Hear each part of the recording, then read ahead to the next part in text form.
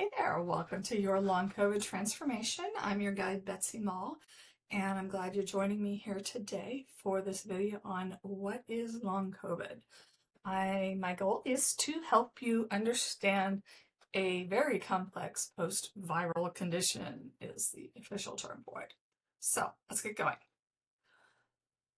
First, I'm going to take a minute and define what Long COVID actually is. It's a chronic condition that can develop after a COVID-19 infection. It's not just about feeling unwell for a little while. This is something that lingers.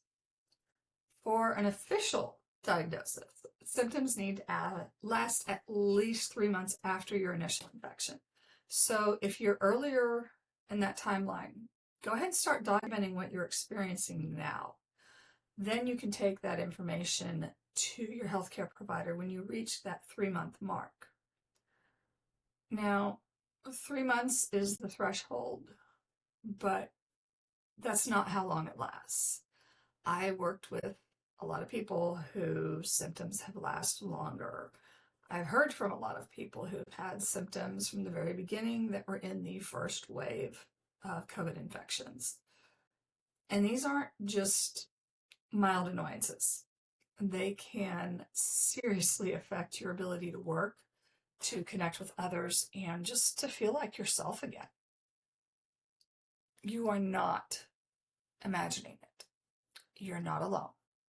This condition is real. It affects millions. And understanding it is the first step towards reclaiming your health and your life. So, let's look at some fast facts here. Right now, estimates show that 20% of the people who've had COVID go on to develop long COVID. For the US, I've seen estimates ranging from over 18 million people to over 60 million people, and an estimate of over 360 million people worldwide. Honestly, I think the real number is higher. A lot higher. What's especially important to understand is long COVID can affect anyone, even those who only had a very mild infection. I'm one of those. Mine wasn't bad at all. I isolated at home with my husband. We got it at the same time over Christmas. Kids took care of us. Fortunately, they're adults, so they kind of could be trusted with that. But this really drives home why awareness matters so much. Long COVID isn't just something that happens to people who are hospitalized. It can affect anyone, any age, any gender, any ethnicity, any socioeconomic status, anyone with any level of initial illness, even if they didn't know they had it, because I've seen reports of that too. So next I'm going to talk about when symptoms start to show up and why this condition is so incredibly complex and often misunderstood. Long COVID symptoms can begin during your initial COVID infection, but they don't always. For some people, symptoms might show up until weeks or even months later. And in rare cases, they can appear a year or more after that first infection.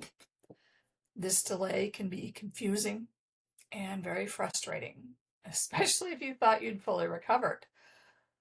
But it's important to know delayed onset does not make your symptoms any less real or your experience any less valid. As we begin to dive deeper into the topic of long COVID, let's take a minute and talk about why it's considered such a complex condition. First, it's crucial to understand that COVID-19 doesn't just target one part of the body. It can impact every organ system, which means that the ripple effect of this virus is wide-reaching. It affects everything from your nervous system to your heart, lungs, digestion, and more. Next, there are over 200 documented symptoms associated with long COVID. Not a typo. Over 200. These can include things like severe fatigue, brain fog, shortness of breath, chest pain or tightness, and so many others that don't always get talked about. We also can't overlook the symptoms that seem less visible, but are just as disruptive, like chronic headaches, dizziness, trouble sleeping. This wide range of symptoms is part of what makes long COVID so hard to pin down and why it's so often misunderstood or dismissed. But understanding this complexity helps us treat it with the seriousness and compassion it truly deserves. So next we're going to take a closer look at the conditions that are now being linked to long COVID and why this knowledge matters in your recovery journey. So it's important to understand just how broad the spectrum of potential health challenges can be. First, we're seeing lung conditions and heart issues show up frequently. And as you can imagine, these can significantly impact a person's ability to carry out daily tasks. Things that once felt simple, like taking a shower, cooking a meal, reading a book, can suddenly feel exhausting or even impossible. It's also essential to recognize the mental health toll. Mood disorders such as anxiety and depression are common as individuals try to cope with persistent symptoms and a disrupted sense of normalcy. It's even worse if you dealt with these already. Again, that's me. A lot of people have. And this reminds us that long COVID isn't just a physical condition. It affects mental and emotional well-being too. We're also seeing connections to more complex diagnoses like POTS, ME/CFS. I won't go into the full explanation of that acronym. It's the chronic fatigue syndrome, and even strokes. Each of these brings its own challenges and symptoms, which is why no two experiences with long COVID are exactly the same. And we can't leave out autoimmune conditions, MCAS, mast cell activation syndrome, kidney diseases, and so on, all of which have been reported in connection to long COVID. These conditions can add new layers to an already complex health picture, making recovery feel even more uncertain, and pretty overwhelming. Understanding these connections isn't just helpful, it's vital.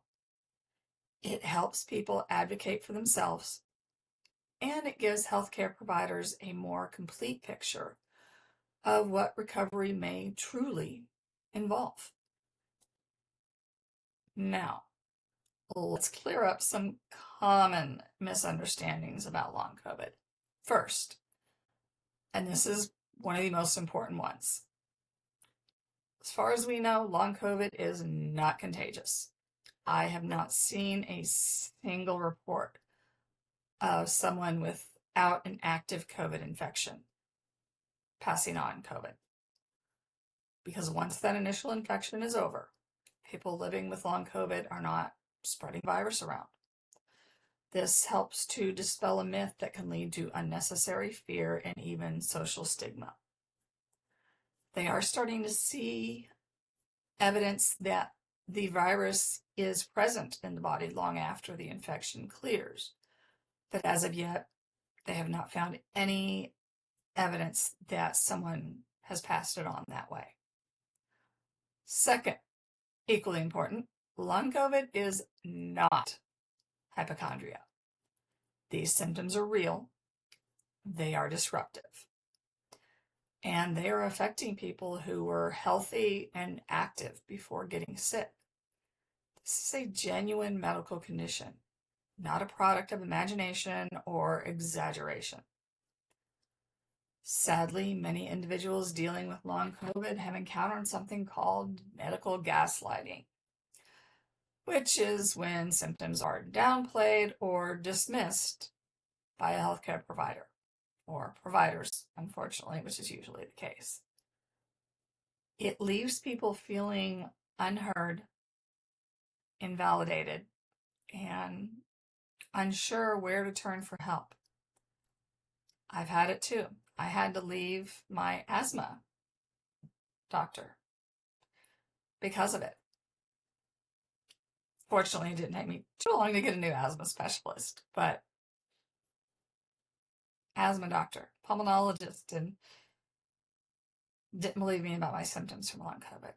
Kind of confused on that one. Moving on. Recognizing and addressing these misconceptions is a key part of the path forward.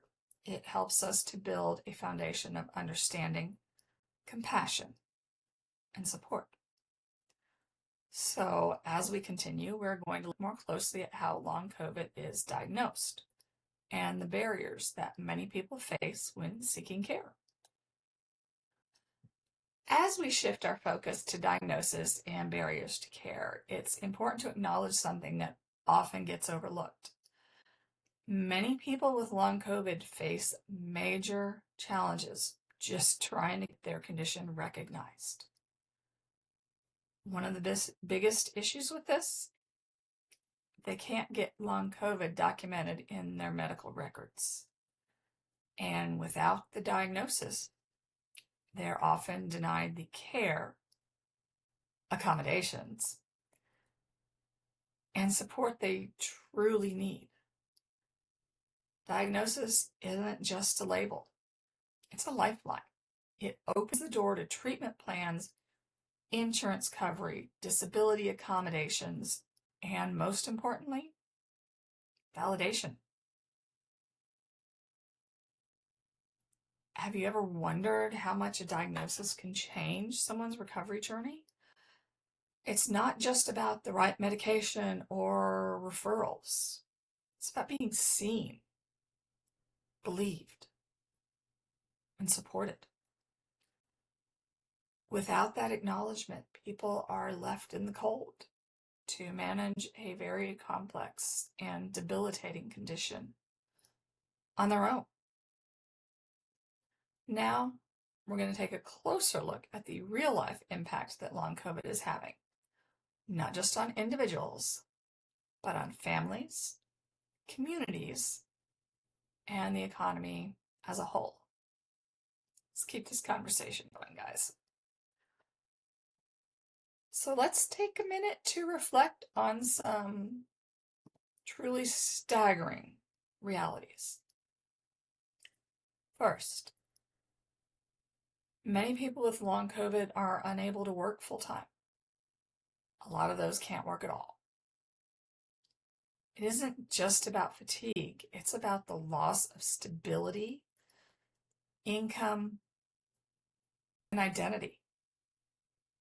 The personal and financial toll can be overwhelming. Second, the number of cases may be much higher than reported. Many people haven't been officially diagnosed or don't even realize that long COVID is what they're experiencing. It's the reason why I think the numbers I mentioned earlier are much lower than the reality. And this makes awareness, education, and advocacy more important than ever. Then there's the economic impact. Globally, the estimated cost of long COVID from 2020 to 2025 is projected to reach around $4.1 trillion US dollars. Big number. That number isn't just about dollars. It's a reflection of lost productivity, increased healthcare costs, and the long-term strain on families, systems, and communities. So, as we continue this conversation, let's hold space for both the personal and societal impact. These stories and statistics remind us that long COVID isn't just a medical issue. It's a community issue, an economic issue, and a human one. As we wrap up today, let's take a moment to focus on a few key takeaways. First, keep learning and advocating. Long COVID is still a relatively new and evolving condition. Staying informed is one of the most powerful things that you can do for yourself. Share what you've learned. Your story and your voice help raise awareness and support others who may be walking a similar path. Second, you deserve support.